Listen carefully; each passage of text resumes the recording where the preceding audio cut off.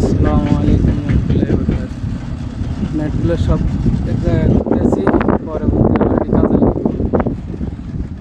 আপাতত কাজ শেষ, এগুলো অন্য এক জায়গায় আবার সেটিং দিতে হবে। আবার কারখানায় বের হইব আর কি, জালিগুলো দিয়ে আবার বের হইব। রোল আছে একটা, দুইটা, তিনটে, চারটে, পাঁচটা রোল আছে। পাঁচটা রোল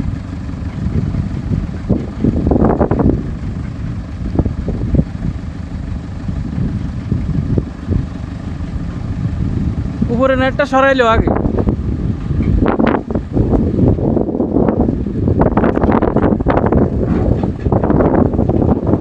বেল্টে লাগাই দিলে ওর টানে যাইতে কইতো। বেল্টে ওই জিসির মেঝে লাগাই তো, টান দিলে যাইব পারে।